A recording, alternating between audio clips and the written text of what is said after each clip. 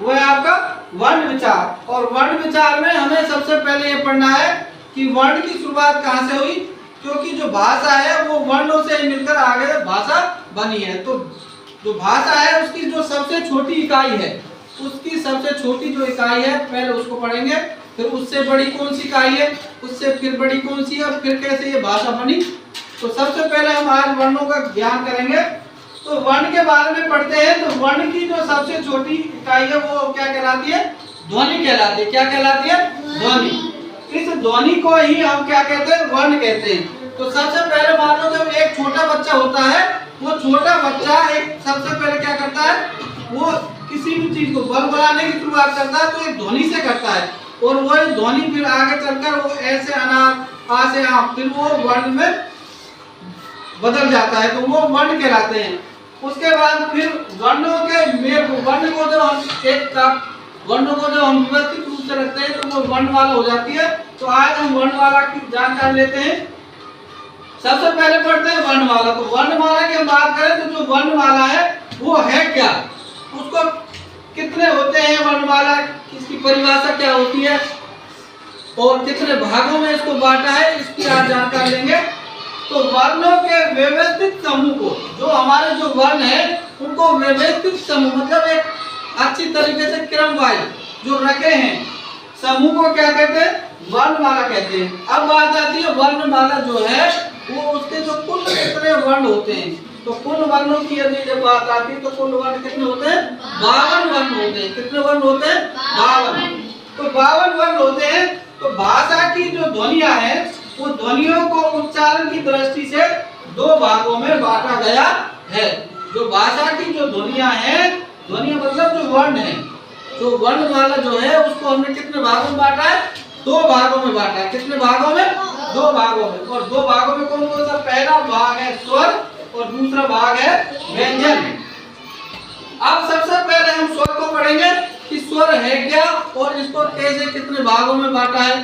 तो अब देखो इधर, स्वर जिन वर्णों का उच्चारण बिना किसी रुकावट के स्वतंत्र रूप से होता है, मतलब बिना किसी रुकावट के स्वतंत्र रूप से होता है, उन्हें क्या कहते हैं, हम स्वर कहते हैं। मतलब किसी के जब हम स्वरों को जब उच्चारण करते हैं ए आ ई, तो इसमें कोई रुकावट नहीं आती, सीधे बिना रुकावट के बोल देते हैं, वो स्वर कहलाते हैं। वो कौन कौन से हैं उनके बारे में देखते हैं। स्वर के जो भेद हैं वो स्वर के 3 भेद होते हैं। कितने भेद होते हैं, स्वर के 3 भेद होते हैं। कितने भेद होते हैं, 3 भेद होते हैं। तीनों भेदों के नाम पढ़ेंगे। पहला जो भेद है ये है हर्ष स्वर।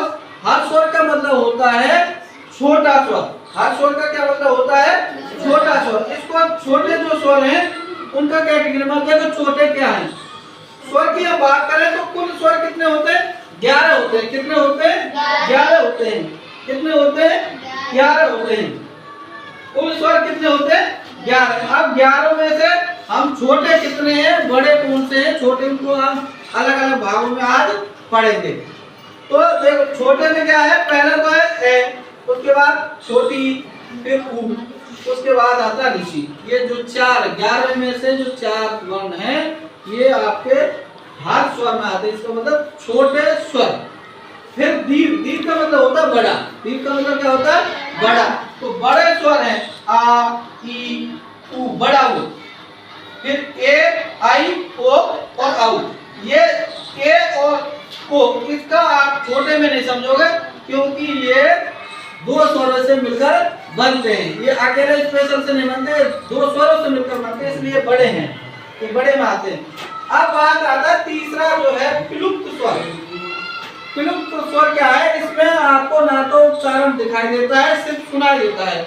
तो ऐसे कुछ शब्द हैं जिसको उच्चारण को हम लंबा खींच सकते हैं, जिसका रूप आकार तो होता नहीं है परंतु उसका उच्चारण होता है।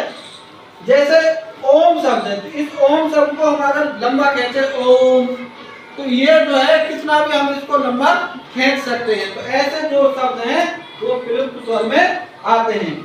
उसके बाद आता है दूसरा जो भाग है, वो दूसरा जो भाग है वो कौन सा है, व्यंजन। अब व्यंजन किसे कहते हैं इसको समझो। जिन वर्णों का उच्चारण करते समय, जिन वर्णों का उच्चारण करते समय स्वर की सहायता ली जाती है, मतलब जब हम उच्चारण कर रहे होते हैं तो हम बिना स्वर के उनको बोल नहीं सकते, मतलब स्वर की उनकी सहायता ली जाती है।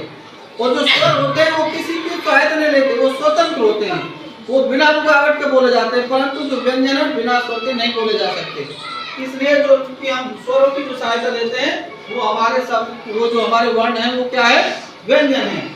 तो व्यंजन भी कितने प्रकार के होते हैं, 3 प्रकार के होते हैं। व्यंजन भी कितने प्रकार के होते हैं, 3 प्रकार के होते हैं। पहला प्रकार है स्पर्श व्यंजन, दूसरा प्रकार है अंतस्थ व्यंजन और तीसरा प्रकार है ऊष्म व्यंजन। तो व्यंजन की हम बात करें तो व्यंजन कुल होते हैं 33। कितने होते हैं, 33। तो हम इन 33 को इन भागों में बांटेंगे। जो स्पर्श व्यंजन है ये होते हैं 25, अंतस्थ व्यंजन होते हैं 4। कितने होते हैं, 4। और ऊष्म व्यंजन कितने होते हैं, 4 होते हैं। कितने होते हैं, 4। तो अगले दिन हम नेक्स्ट डे में इसको जो व्यंजन है इसको पढ़ेंगे।